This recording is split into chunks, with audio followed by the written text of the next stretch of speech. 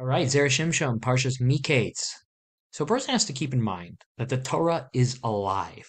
Meaning, don't just look at the stories that happen, and the Torah is happening 3,000, 4,000 years ago, and that's what happened then, and they don't necessarily play out again in our world. Do not think this way, okay? Because if you want to know the solution to any problem like that's going on in the world or what's going to happen in the future, it's all in the Torah. It's all there for us. We have a saying that's called a Maisa Avos Simun Labanim. Okay, that which happened to our fathers is going to re-happen again, and it's supposed to be something that we're supposed to pay attention to as the children. So how can we see that in this week's Parsha? So Zera Shimshon asks an interesting question. We know that Yosef was sent down to Mitzrayim for whatever Aveira he might have committed. Some say that he spoke Lashon Hara about his brothers, and that he had to go there, Gezeres HaMelech of HaKadosh Baruch Hu sent him down there to cleanse himself, and he spent time as a slave, and he spent time in jail. Okay. And then we know the conclusion of the story that Yosef Atzadik gets elevated to the point that he becomes the viceroy, almost the king of Egypt, the second to Paro. So Zera Shimshon asks a very Zera Shimshon type question, a question that is a great question, and I just like most people don't ask questions like this, which is that it makes sense, the story up to a certain point. Committed some sort of sin, had to suffer for a certain amount of time for that type of sin. And then after that, what should happen? Well, if somebody goes to jail, they get let out and they just go home, right? That's it. Why was it that Hashem arranged it that Yosef would then be elevated to being the viceroy? Meaning it sounds like this is a reward for him. But like, why does he need a reward? All he needs is his sin to be gone and like cleaned. That's enough of a reward for a person like Yosef Atzadik. So he should just now be free and live his life normally. Why does HaKadosh Baruch Hu choose to elevate him to the viceroy? He even uses a terminology called tarta desatri, meaning like it's like something that contradicts. Did Yosef sin? And if he sinned, then he should just go free. Or was Yosef like good? Like meaning that he got rewarded to be the viceroy, then he should have never been in jail to begin with. Things don't really make sense, he says.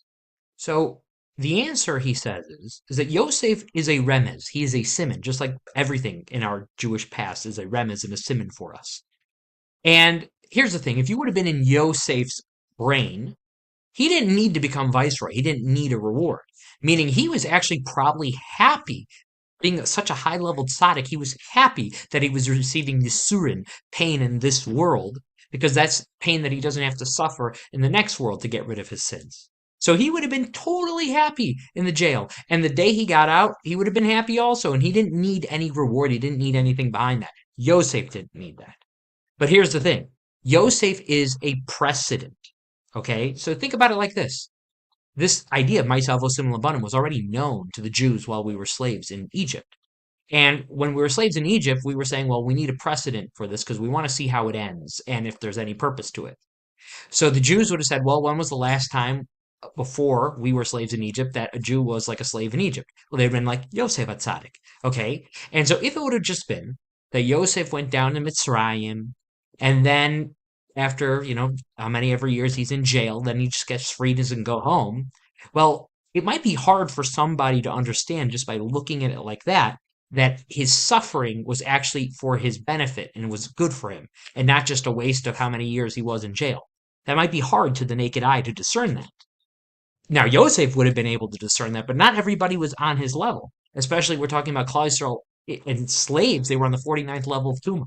So HaKadosh Baruch Hu purposely elevated Yosef to the viceroy so that it would be nicker, discernible to all future generations, that when we go down to Gullus or to Mitzrayim, look, it's not just that you suffer. It's actually for your own good. You come out better than you were before. And I'm going to make that in a tangible way that you can see that. That's why he did that to Yosef, so that it would be tangible and visible to the people in Mitzrayim, so that they wouldn't give up hope.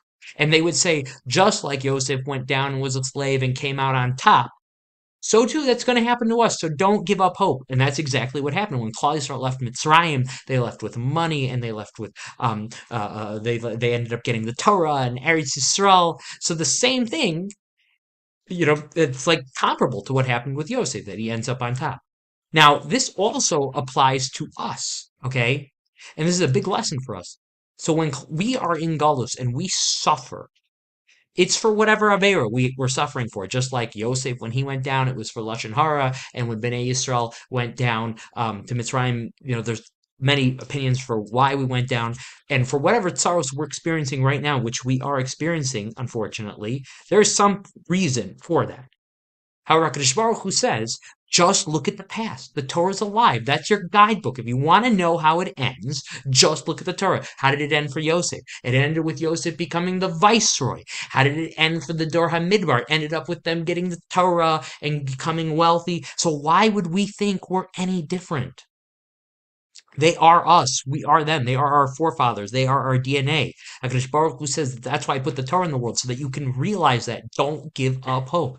So when this conflict ends, it's not just going to go back. We're not going back. HaKadosh Baruch Hu is not going to arrange it that we just go back to the way things were before it began. That's not what's going to happen. Okay, we are going to come out. I don't know if that means Mashiach. I don't know. I can't tell you the particulars of what that means, but we are going to be in a better place than we have ever been before this. So we just have to get through it. We can't give up hope. That's the idea. That's why Hashem put certain precedents so that we would not give up hope. So don't give up hope. Keep davening. Keep learning Torah. Everything will be fine, and we will end up in a better, stronger place than we've ever been before. Yasher koach.